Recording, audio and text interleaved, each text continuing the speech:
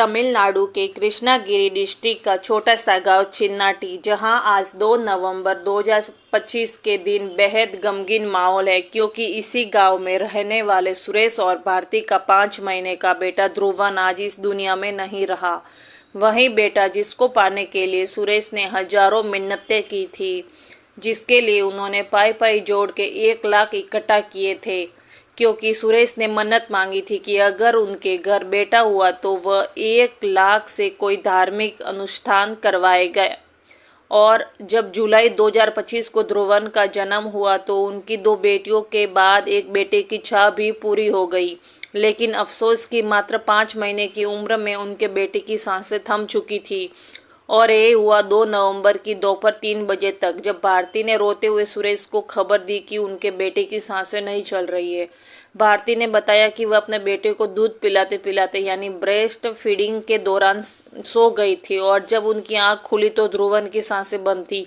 यह सुनते ही घबराहट में सुरेश फौरन अपने बेटे को चीनी से लगाकर भागते हुए केलामंगलम के गवर्नमेंट हेल्थ सेंटर पहुंचे, लेकिन तब तक काफ़ी देर हो चुकी थी। डॉक्टर ने पूरा इंसिडेंट समझने के बाद बताया कि ये एक रेयर एक्सीडेंट डेथ है।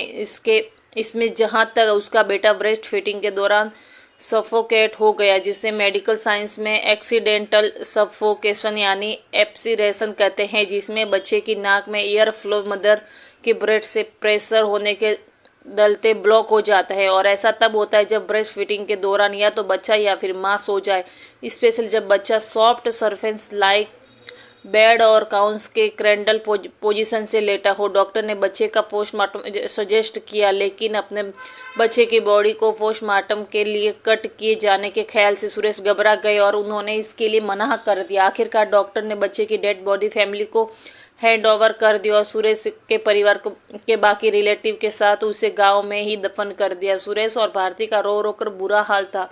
उनकी हालत देखकर किसी का दिल दर्द से भर जाता। यह एक ऐसा दुख था जो शायद कोई अपने दुश्मन के लिए भी ना सहे। लेकिन कहते हैं ना कि आज के वक्त में ना आंसुओं की सच्चाई परखी जा सकती, ना ही इंसान की फितरत की। और ये बात इस केस पर फिट बैठती है, क्योंकि जब ध्रुवन की मौत के 1 हफ्ते के भीतर यानी 8 नवंबर 2025 को पुलिस फोर्स, फोरेंसिक टीम और मेडिकल स्टाफ के साथ उसी गांव पहुंच ध्रुवन की कब्र खोदना शुरू करती हैं, तो उस गांव का एक शख्स हैरान रह जाता है। हर एक शख्स हैरान रह जाता है। और सबसे ज़्यादा हैरानी की बात से होती है कि उस वक्त पुलिस के साथ वहां पर सुरेश भी मौजूद था। देखते ही देखते पूरे गांव में हड़कंप मच जाता है। और सभी को सबसे ज़्यादा जोरदार झटका तब लगता है जब ये पता चलता है कि ध्रुवन की मौत कोई एक्सीडेंटल डेथ नहीं बल्कि एक प्री प्लान मर्डर था। यह केस अपने आप में ही ना सिर्फ खौफनाक है, बल्कि इसके पीछे की वजह भी बेहद शर्मसार कर देने वाली हैं, जो ये दिखाती है कि आज के वक्त में अपराध ना वजह का मोहताज है और ना ही किसी रिश्ते का। सुरेश और भारती की शादी को 6 साल हो गए थे और उनकी 2 बेटियां भी थी, एक 5 साल की और एक 3 साल की। लेकिन सुरेश की इसके बाद भी एक बेटे की चाह थी। हालांकि भारती की नज़र में उनकी 2 बेटियां ही काफ़ी थी और उसका परिवार ऑलरेडी पूरा हो गया था। ऊपर से 38 साल का सुरेश एक दिहाड़ी मजदूर था, इसलिए एक और बच्चा होना उनके लिए फाइनेंशियली चैलेंजिंग था। इसलिए जब भारती प्रेग्नेंट हुई तो उसने सुरेश से अबॉर्शन के लिए कहा, लेकिन सुरेश ने यह कहकर मना कर दिया कि उनकी 2 बेटियों के लिए छोटा भाई भी होना चाहिए, जबकि ड्यूरिंग बर्थ बेटा होगा या बेटी ये किसी के हाथ में नहीं होता है। इवेंचुअली भारती ने एक बेटे को जन्म दिया और बाईसांस सुरेश की मन्नत ध्रुवन के रूप में पूरी हो गई। लेकिन यह सारे अरमान और सपने सिर्फ 5 महीने में ही चकनाचूर हो गए। लेकिन इसके पीछे की घिनौनी साजिश और इसमें शामिल लोगों का खुलासा जब हुआ, तब अपने बेटे को दफनाने के बाद सुरेश घर लौटा। गम के माहौल में सुरेश के घर में कई रिलेटिव आए हुए थे। पूरे घर में उदासी छाई थी। सूरज जहां अंदर से टूट चुका था, वहीं भारती मानो सदमे में गुमसुम सी थी। अगले दिन जब सारे रिश्तेदार वापस लौट गए तो सुबह के वक्त पलंग में बैठे सुरेश को किसी मोबाइल फ़ोन का वाइब्रेशन महसूस हुआ। उठकर चेक किया तो देखा कि बिस्तर में तकिए के नीचे एक मोबाइल फ़ोन रखा था। सुरेश को लगा कि शायद कोई रिलेटिव अपना मोबाइल फ़ोन भूल गया है, इसलिए ये पता करने के लिए आखिर ये फ़ोन किसका है। उसने जैसे ही मोबाइल स्क्रीन को ऑन किया तो उसके वॉलपेपर पर अपनी पत्नी भारती की फ़ोटो देखकर वो चौंक गया। लकीली उस फ़ोन में कोई पासवर्ड भी नहीं लगा था, इसलिए बड़ी आसानी से फ़ोन ओपन हो गया। सुरेश ने कॉल हिस्ट्री चेक की तो पाया सारी इनकमिंग और आउटगोइंग कॉल एक ही नंबर से हुई है। आउट ऑफ क्यूरियोसिटी जब उसने व्हाट्सएप ओपन किया तो यह देखकर शॉक रह गया कि वहां पर भी सारे chat, video call, voice recording, photos या वीडियोस उसी एक शख्स के साथ शेयर किए गए हैं। हैरानी की बात यह थी कि सुरेश उस शख्स को अच्छे से जानता था, इसलिए अपनी पत्नी का उसी से साथ होम स्क्रीन के वॉलपेपर में होना और उसी के साथ हुई सारी कॉल्स को देखकर वो हैरान था। लेकिन उसे पता नहीं था कि जब वह व्हाट्सएप पर हुई चैट्स को पढ़ना शुरू करेगा तो उसमें मिली 2 वॉइस रिकॉर्डिंग को सुनेगा तो उसके पैरों तले ज़मीन खिसक जाएगी, क्योंकि जो उसके हाथ लगा था वो असल में उसके 5 महीने के बच्चे की हत्या का जीता जागता सबूत था। 3 साल पहले 26 साल की भारती की दोस्ती उसके पड़ोस में रहने वाली 22 साल की सुमित्रा से हो गई। धीरे धीरे ये दोस्ती इतनी गहरी हो गई कि दोनों घंटे साथ में बातें करते, वक्त बिताते, अपने सीक्रेट शेयर करते। क्योंकि सुरेश मजदूरी करने गया होता इसलिए सुमित्रा अक्सर भारती के घर आ जाती। अभी तक तो सब कुछ एज यूजुअल था, लेकिन वक्त के साथ साथ इन दोस्ती में एक अलग रूप ले लिया, क्योंकि ये दोस्ती पहले रोमांटिक और फिर फिजिकल रिलेशनशिप में तब्दील हो गई। दोनों का यह मानो रूटीन सा बन गया हो। सुरेश काम के चलते घर से बाहर होता, बड़ी बेटी स्कूल में होती और छोटी बेटी तो वैसे भी कहाँ कुछ समझ पाती। यह ऑब्सेशन इस कदर बढ़ा कि भारती ने सुमित्रा के नाम का टैटू अपने सीने में बनवा लिया। इनफैक्ट भारती ने अपने पति से छुपाकर एक मोबाइल फ़ोन भी खरीद लिया, जिसे वह सिर्फ सुमित्रा से बात करने के लिए इस्तेमाल करती। दोनों ने समाज से इसे छुपाने की काफ़ी कोशिश की, लेकिन गांव वगैरह में लोग वैसे भी आस पड़ोस की बातें, ऐसी बातें तो भाप देते हैं। मोहल्ले में भारती और सुमित्रा को लेकर कहानाफूसी शुरू हो गई, क्योंकि सभी को यह सिर्फ 2 महिलाओं के बीच की दोस्ती नहीं लग रही थी। अब ये बात उड़ते उड़ते सुरेश के कानों तक भी पहुंच गई। गांव समाज में अपनी पत्नी के लिए ऐसी बातें सुन वो भड़क गया। ऊपर से जब उसने अपनी पत्नी के सीने पे सुमी नाम का टैटू देखा तो उसके शक को और वजह मिला। लेकिन जब उसने भारती से इस बात को लेकर कंफर्ट किया तो उल्टा भारती ने सुरेश पर भड़क गई। उसने ना सिर्फ इन सभी बातों को इनकार किया, बल्कि लोगों पर अफवाह फैलाने का आरोप लगाया। उसका कहना था कि सुमित्रा उसकी बहुत अच्छी दोस्त है और दोस्ती के खातिर उसने ये टैटू बनवाया।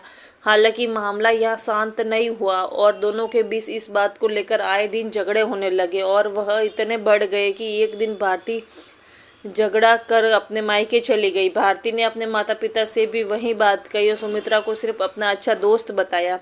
और भारती की होम से क्यूसेलिटी से अनजान उसके पेरेंट्स ने उसे समझाकर वापस भेज दिया। कुछ महीनों बाद भारती प्रेग्नेंट हो गई, लेकिन वह इसे अबॉर्ट करवाना चाहती थी, बट सुरेश ने ऐसा करने से मना कर दिया। प्रेगनेंसी के शुरुआती महीने में भारती और सुमित्रा वापस सुरेश के पीठ पीछे वैसे ही मिलने लगे। इनफैक्ट साथ में काफ़ी इंटीमेट रील्स तक बनाने लगे और एक दिन अचानक ऐसा करते हुए सुरेश ने उन्हें देख भी लिया था। वो अंदर से बुरी तरह टूट तो गया था, लेकिन गुस्से में रिएक्ट करने की बजाय उसने शांति से भारती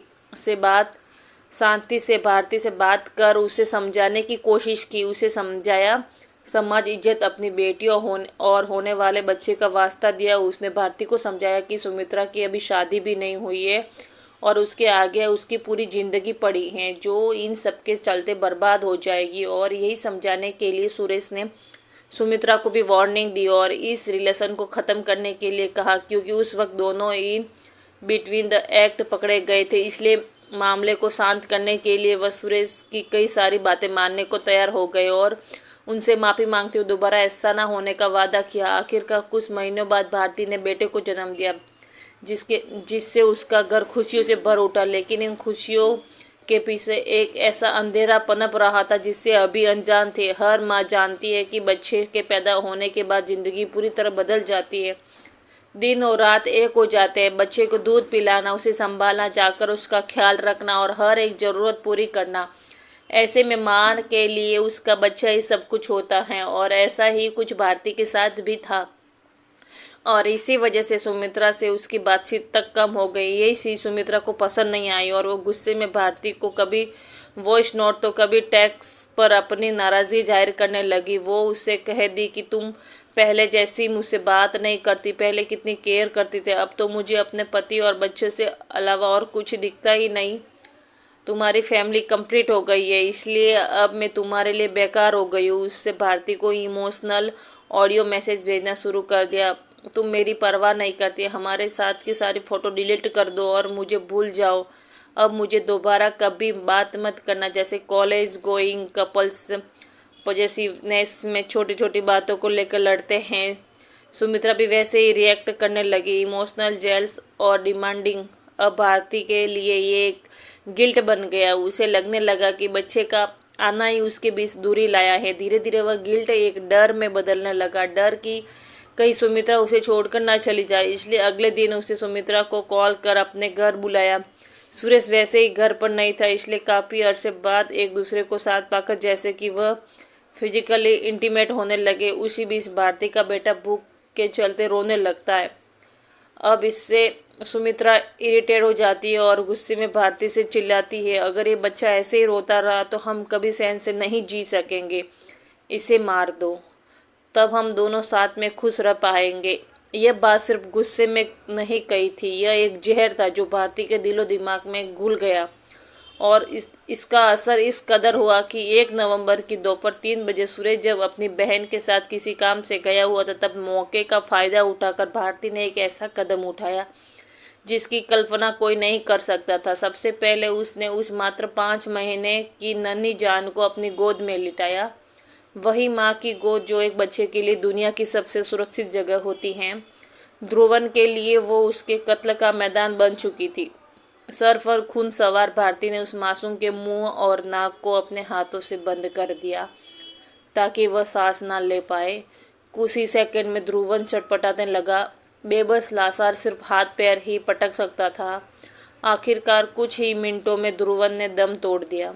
जरा सोचिए, अगर हमें जरा भी सी सफोकेशन फील होती तो कितनी घबराहट होने लगती है। और यहाँ तो वह एक 5 महीने का बच्चा था। कहते हैं कि अपने ही बेटे की जान लेने के बाद पछतावा तो दूर, उसने फौरन उसकी डेड बॉडी की फ़ोटो खींच व्हाट्सएप पर सुमित्रा को एक वॉइस नोट के साथ भेजा, जिसमें उसने सुमित्रा के लिए कहा कि तुम मेरी ज़िंदगी हो, मेरे पति से भी ज़्यादा, मेरे बच्चे से भी ज़्यादा।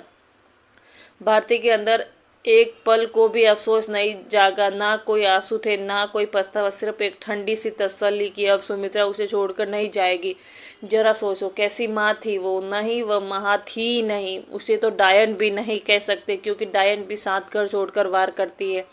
तो ऐसे में भारती जैसे लोग डायन से भी बदतर है। और सुमित्रा, उसने जो जहर भारती के दिमाग में घोला, उसका नतीजा एक मासूम सी लाश थी। यह कोई प्यार नहीं था, यह 2 लोगों का मिलकर किया गया शैतानी नाश था, जो सिर्फ और सिर्फ हवस की धुन पर किया गया था। क्योंकि असल में तो प्यार कभी ये सब नहीं सिखाता। अपने बच्चों को मारने के बाद वह रोने का नाटक करते हुए सीखती चिल्लाते बाहर निकली। आस पड़ोस मोहल्ले वालों के सामने भी ढोंग किया कि उसके बेटे की सांस नहीं चल रही। अपने पति को भी ये विश्वास दिला दिया कि यह एक एक्सीडेंट डेथ है। लेकिन सुरेश के हाथ लगे भारती के दूसरे फ़ोन से इस साजिश से पर्दा उठा दिया। सुरेश ने जब व्हाट्सएप चेक किया तो उसमें देखा कि व्हाट्सएप पर दोनों घंटों बातें करती, एक दूसरे को अपने इंटीमेट और private videos and photos send करती। उनके बीच हुई इन सभी सेक्सुअल कन्वर्सेशंस को देख सुरेश ने वैसे भी पैरों तले ज़मीन खिसक गई। लेकिन उसको सदमा तब लगा जब उसने अपने बेटे के बेजान शरीर की फ़ोटो उसी चैट में देखी, जिसके साथ ही उसे 2 वॉइस नोट भी मिले। पहले वॉइस मैसेज में सुमित्रा इमोशनल टोन में भारती से यह कहते हुए सुनाई देती है कि उन दोनों के बीच बच्चे के चलते एक दरार सी आ गई है। वही दूसरे वॉइस मैसेज में सुमित्रा भारती से कहती है कि अपने बेटे को मार दो, क्योंकि वह उनके प्यार के बीच रोड़ा है। सुरेश ने जब भारती को कन्फ्रेस किया तो सुरेश के हाथ में वो वाला मोबाइल फ़ोन देख उसके होश उड़ गए। लेकिन सच कबूल करने की जगह वो उल्टा उससे ही लड़ने लगी। आंखों में आंसू और दिल में क्रोध लिए सुरेश घर से निकल गया। थोड़ी देर बाद भारती को डर सताने लगा कि कहीं सुरेश पुलिस के पास न चला जाए। इसलिए उसे शांत कर समझाने की खातिर वह सुरेश को कॉल कर उसे घर वापस आने के लिए रिक्वेस्ट करने लगी। वो उससे पुलिस के पास ना जाने के लिए गिड़गिड़ाने लगी। इसके आगे जो दोनों के बीच कॉल पर कंसेशन हुई वो गिल्ट, मैनिपुलेशन और सच के गोल में बनी एक ऐसी परत थी जो धीरे धीरे खुलने लगी। स्क्रीन पर नजर आ था टेक्स्ट सुरेश और भारती के बीच हुई उसी फोन कंसेशन का एक हिस्सा है। भारती पहले तो रोते हुए सुरेश के घर वापस आने की रिक्वेस्ट करती है और बस इतना कहती है कि उससे गुस्से में गलती हो गई, इसलिए प्लीज़ वो उसे माफ़ कर दे और आगे से वह जो कहेगा वो उनकी हर बात मानेगी। पहले भारती बच्चे की मौत को एक एक्सीडेंट बताती है, लेकिन सुरेश बार बार पूछता है, समझाता है कि वह गुस्सा नहीं करेगा और ना ही उस पर हाथ उठाएगा, वह बस सिर्फ सच सुनना चाहता है। सुरेश के ये कहने पर कि सच बता दोगी तो मैं तुम्हारे पाँव में गिर जाऊंगी। भारती धीरे धीरे अपनी असली करतूत कबूल करती है। जब सुरेश पूछता है किसने कहा था ऐसा करने को, तब उसके मुंह से निकलता है कि सुमित्रा ने उसे वॉइस मैसेज में ऐसा करने को कहा था। सुरेश उससे फिर कहता है कि वह सिर्फ सच सुनना चाहता है और वह उसे जाने देगा। तब भारती टूट कर कबूल करती है कि हाँ, मैंने ही मारा है, मैंने ही उसके मुंह और नाक को बंद किया, जिससे उसकी सांसें रुक गई और वो मर गया। इस कन्फेशन के बाद सुरेश की आवाज़ में गुस्सा और दर्द साफ सुनाई देता है। वो भारती से सिर्फ एक सवाल पूछता है कि जिससे मैंने दिल से पाला, क्या वह बच्चा तुम्हारा नहीं था? तुमने आखिर ये कैसे कर दिया? आखिरकार सुरेश ने उस फ़ोन को एज एन एविडेंस पुलिस को सौंप दिया, जो एक पुख्ता सबूत था इस अपराध का। जिसके बाद पुलिस ने केस रजिस्टर कर भारती और सुमित्रा दोनों को अरेस्ट कर लिया और ध्रुवन की बॉडी को वापस कब्र से निकाल पोस्टमार्टम के लिए भेज दिया। यह पूरी कन्सेशन सिर्फ एक कन्फेशन नहीं, बल्कि एक पिता की आत्मा से निकला हुआ सवाल और माँ शब्द को शर्मिंदा करने वाले अपराध का खुलासा था। इसके लिए पूरी दुनिया में कोई माफ़ी नहीं। ये एक सच्ची घटना है। सभी लोग सावधान रहे, अपने बच्चों को बहुत